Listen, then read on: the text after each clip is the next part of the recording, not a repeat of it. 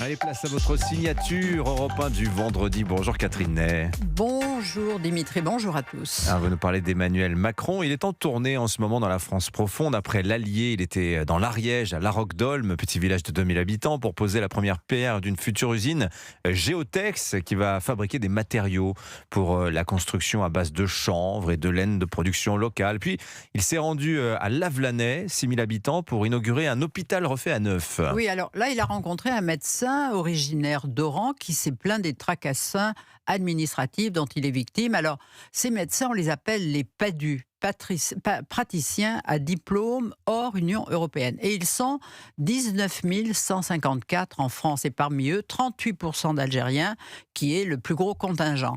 Ils exercent le plus souvent dans des déserts médicaux, là où les Français ne veulent pas aller. Ils arrivent comme stagiaires associés, sont mal payés, ont des CDD renouvelables chaque année et des concours chaque année, travaillent jusqu'à 75 heures par semaine. Mais sans eux, il faut bien le dire, dans beaucoup d'endroits, il n'y aurait pas d'hôpital.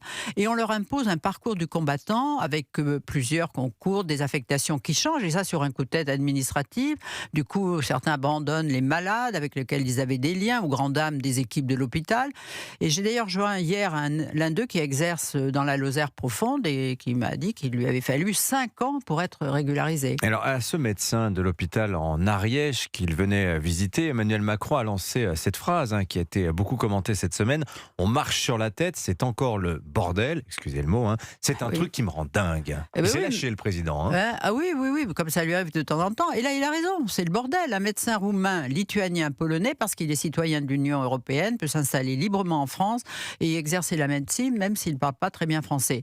Un médecin algérien ou marocain qui a fait ses études selon le modèle français et qui parle français est obligé de repasser plusieurs concours pour faire valider son diplôme avec parfois jusqu'à 26% de taux d'échec. Et alors, certains ont été licenciés alors qu'ils étaient reconnus par les malades et la direction de l'hôpital comme d'excellents médecins. Le président Macron avait d'ailleurs déjà été alerté il y a 3 ans de leur situation, promis que ça allait changer, mais depuis 2023, on a eu 4 ministres de la Santé. L'actuel, M. Rist, a dit qu'il promettait de simplifier les choses. Je crois que c'est Stéphanie Rist. Mais enfin bon, je ne veux pas vous contrarier, Catherine.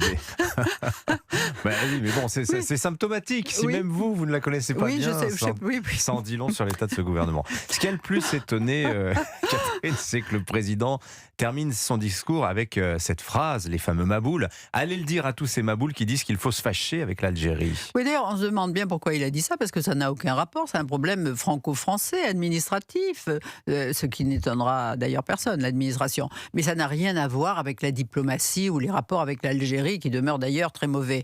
Mais alors, pourquoi remettre aussi une pièce dans la machine au moment où on ne parlait plus d'Algérie, mais plutôt du prix du carburant et de la guerre de Trump?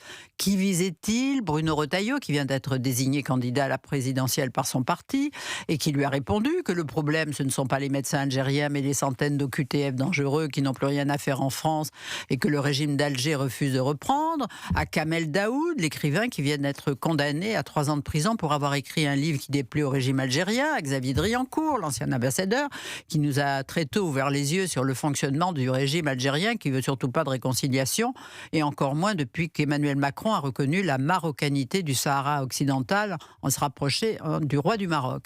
Mais on dirait que lorsque Emmanuel Macron entend le mot Algérie, il ne supporte pas d'être contré par ceux qui dénigrent sa politique alors que lui-même peut fluctuer. Vous voyez, en août 2025, il demandait par lettre à François Bayrou d'avoir avec l'Algérie une approche d'une plus grande fermeté. Fermeté, vraiment, alors que la France continue de délivrer 250 000 visas par an et a augmenté le nombre d'étudiants algériens cette année de 8 000 à 9 000 et en s'en félicitant.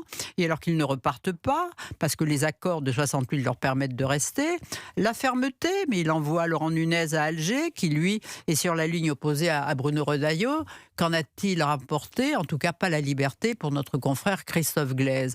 Alors, Maboul, d'abord, un président ne parle pas comme ça, mais le lendemain, il était en Andorre, où dès son arrivée, bien sûr, on l'a questionné sur son commentaire. Alors, il a aussitôt corrigé le tir. C'est important de pouvoir coopérer avec des pays en ayant un dialogue exigeant, en défendant nos intérêts, mais en étant respectueux de chacun.